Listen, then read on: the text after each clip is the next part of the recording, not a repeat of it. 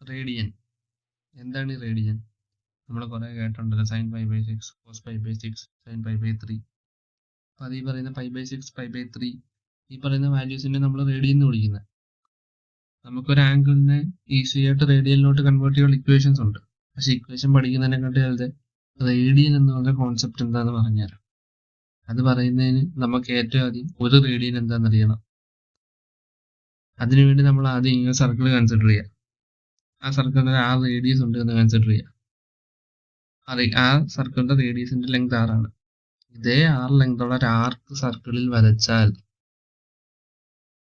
അതായത് ഇതേ ലെങ്ത് ഉള്ള ഒരു ആർക്ക് സർക്കിളിൽ വരച്ചാൽ ഈ പറയുന്ന ഈ ആംഗിൾ ആണ് ഒരു റേഡിയൻ. അതായത് ഇതിന്റെ ലെങ്ത് 6, ഇതും 6 ലെങ്ത് തന്നെയാണ്. ഈ ആർക്കിന്റെ ലെങ്തും റേഡിയസിന്റെ അതേ ലെങ്ത് 6 തന്നെയാണ്.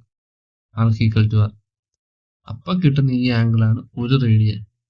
അങ്ങനെ നമ്മൾ സർക്കിളിൽ നമ്മൾ നോക്കിക്കഴിഞ്ഞാൽ നമുക്ക് മൊത്തം ഇതുപോലെ 6 റേഡിയനും ഒരു 0.28 റേഡിയൻ എക്സ്ട്രയും വരയ്ക്കാം.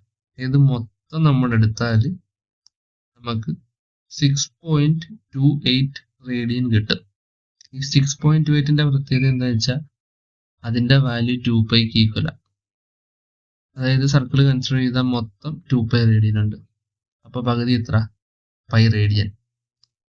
അതിന്റെ പകുതി എത്ര? π/2 റേഡിയൻ. അതേപോലെ നമുക്ക് π/3, π/4, π/6 അങ്ങനത്തെ വാല്യൂസ് നമുക്ക് ട്രേസ് ചെയ്ത് നോക്കാം. ഇനി നിങ്ങൾ ഇവിടെ ഒരു കാര്യം ശ്രദ്ധിച്ചാൽ, അതായത് സർക്കിളിന് മൊത്തത്തിൽ നമ്മൾ വരച്ചെടുത്തപ്പം എത്ര റേഡിയൻ ആണുള്ളത്? 2π റേഡിയൻ ഉണ്ട്. സർക്കിളിന്റെ സർക്കംഫറൻസ് എന്താണ്? അതായത് പെരിമീറ്റർ 2πr. മനസ്സിലായത്?